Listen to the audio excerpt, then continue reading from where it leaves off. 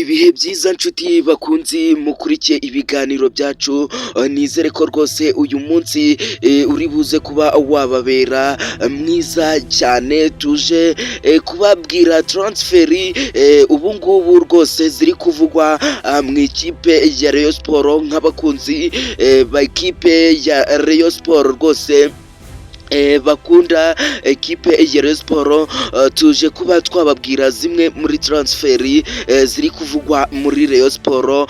ubu tuvugana Rayon Sports Murera rwose Gikundiro y'Inyanza iri mu gusinyisha uyu mukinnyi mureba hano, bamwita Ntwari Fiacre. Byagenze ute kugira ngo uyu mukinnyi babe bamukorera transferi ya bwihishwa kugira ngo uyu mukinnyi rwose ave muri Afurika y'Epfo abe yasinyira ekipe ya Rayon Sports? Ubundi bwo uyu mukinnyi yahoze akinira ikipe ya Kaizer Chiefs, ikipe ya Kaizer Chiefs aza kurangiza amasezerano, ariko uyu musore banga kuba bamwongerera amasezerano. Uyu Ntwari Fiacre bwihishwa rwose hariya kuri ofisi ya Rayon. Ubu ngubu ari gutereka umukono ku masezerano ya ikipe ya Rayon Sports. Uyu Ntwari Fiacre yashatswe n'amakipe atandukanye, harimo ikipe ya APR, ariko yo nta mbaraga yari iri kubishyiramo byinshi cyane, nyinshi zihambaye.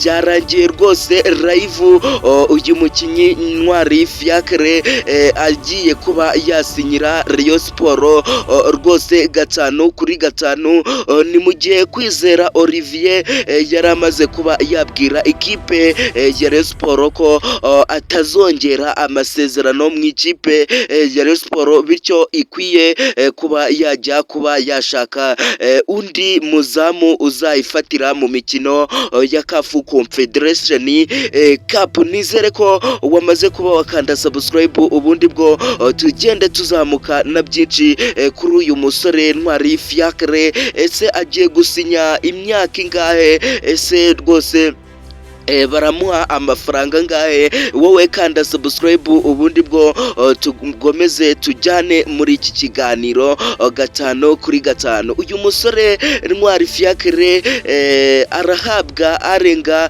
miliyoni 15 z'amanyarwanda, ndetse rwose abe yasinya imyaka 2 akina mu ikipe ya Rayon Sports. Ntwari Fiacre rwose ubu tuvugana rwose ari gutereka umukono ku masezerano muri iki gitondo cyo ku cyumweru, kuko yageze mu Rwanda ku munsi w'ejo rwose.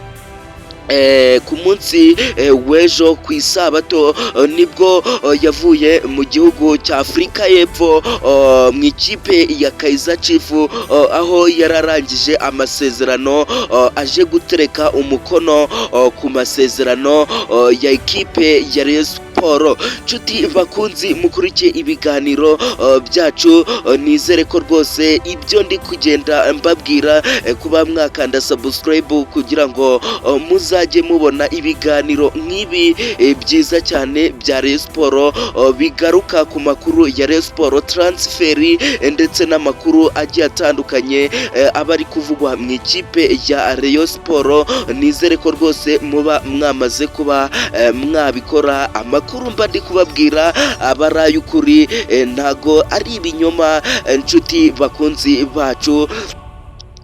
Hari n'izindi transferi mbafitiye rwose.